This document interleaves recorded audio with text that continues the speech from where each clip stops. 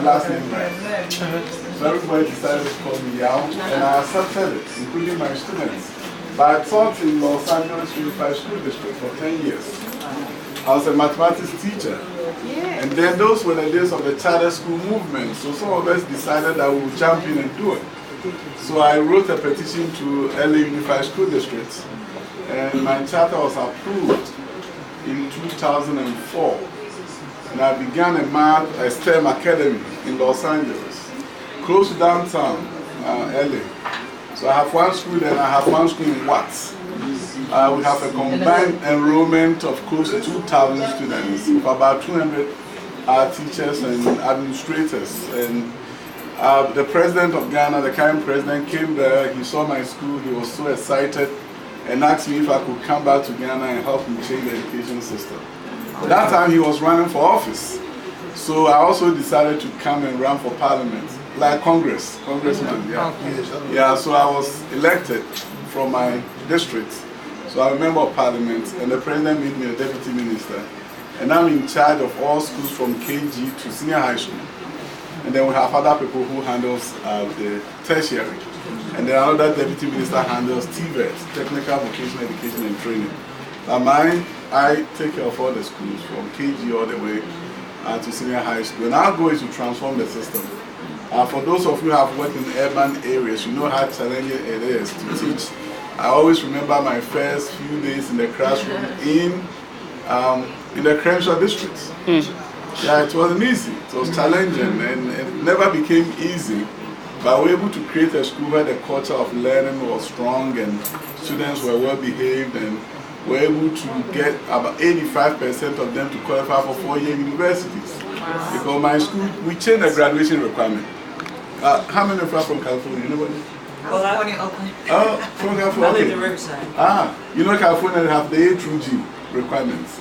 In order to go to apply to 4-year Cal State and UCs, you have to meet certain requirements. So what I realized was that after teaching in Los Angeles, I realized that most students were not taking rigorous classes that would qualify them for entrance into 4-year universities. So in my charter school, I changed the graduation requirement. I made the minimum entrance requirement to University of California my graduation requirements. So there was no way you graduate from my school and you don't qualify to go to a UC. And we had Saturday school, so those who are struggling were coming. Everybody was coming. And we started the school from primary 6, elementary, grade 6, all the way to 12. So we had them for 7 years. So we did some good things. I'm very proud of what we did. What's the name of your school?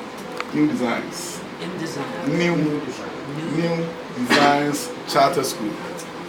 So I'm proud of what we were able to accomplish there. I'm now back home after 26 years and I'm relearning, understanding the Ghanaian culture and how systems work. And I'm enjoying every day. I can't wait to get up and come to work. Because every day we are bringing about some improvements in our system. You see, the good news is that the kids are so well behaved, they are ready to learn. So it's easy teaching and leading schools in Ghana, much easier than South Los Angeles. Much easier to get kids to do a lot of work for you. Unfortunately, in this system, teachers don't have all the tools and skill sets to really get the best out of the students. So learning is more rote memorization, which we are trying to change.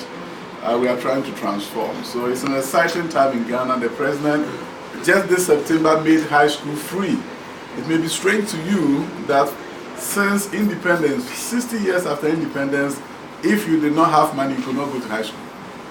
And this September the president tasked us and said, how can you implement this? And my minister made me the lead person. And we implemented a free senior high school. Yeah, we were able to get 90,000 more students to go to senior high school, which otherwise they couldn't have. And these are the poor children. And every year after graduating from junior high school, they were stuck at home. And they were not also at the age where they could work. And there was no apprenticeship for them. So that's why you see a lot of kids on the street selling. That's the only thing they could do.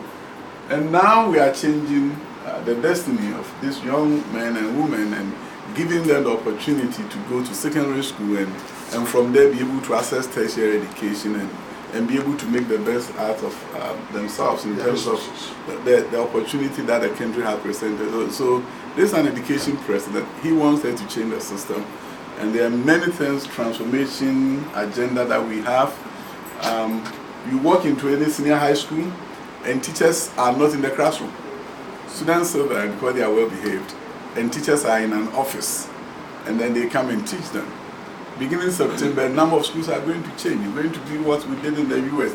You sit in your classroom, you decorate the classrooms, you make the learning environment inviting, and then the kids come back.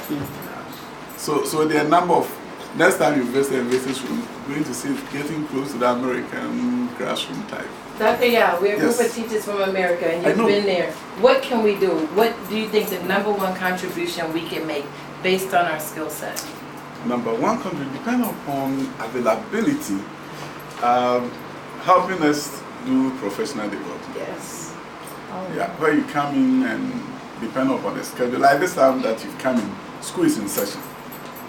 So you could have been to about 20 schools, every one of you facilitating professional development, getting them to understand how do you do project-based learning, how do you, instead of this lined desk and students are sitting in rows, can you put them in group and get them to interact and help them become more creative instead of memorizing your notes for you? Okay? You see, the good news is that you speak tree. The good news is that there's a young man here who also, he actually did high school in the US and then got his PhD from there, and he's back working with us. And he's the lead person in terms of reform.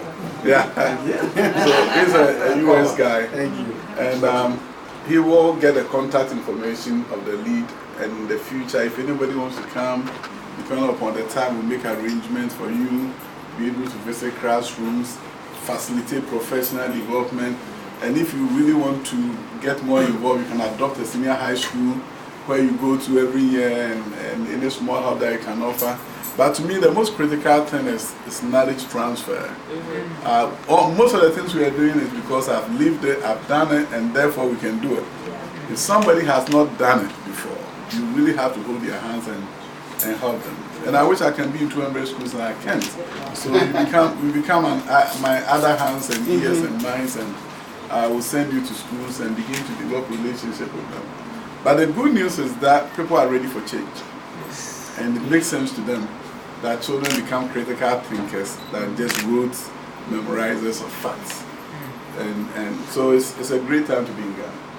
Thank you. And I wish I could have, but at least I've met you. I wish we could have sat down, but Minister is there, he will talk to you. Okay. Thank you. Thank you. Thank you. Yes, sir.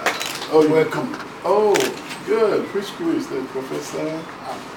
American Institute for Resource and Human. Oh, I see. Excellent. We are just here to make sure that all of these people you see, there is resources you can tap. Yes. If you can't tap them, you have yourself a block. Yes, yes, yes. Because they are here, they are Africans. Yes. I don't want to say in the diaspora, they are Africans as of now. Yes, sir. So I think what you said is in order to what I have in mind in Ghana, because each one of them can contribute. They teach different subjects, and one of the things that is lacking in our program in Africa is professional development. Yes, yeah. And it's very important. I'm glad you said it. Because PD is not part of the traditional calendar. There are no days set aside like people free days. There's nothing like that. And we're introducing them this year. So that it will be part of the traditional calendar. Everybody knows June 4th, teachers meet, and that is what we're going to do. So we are changing the system, bringing some new ideas. Thank you, Prof. I have to run to Parliament and be a lawmaker for a few hours. This is his place. Okay, Prof. We'll be in touch with you. Please let me take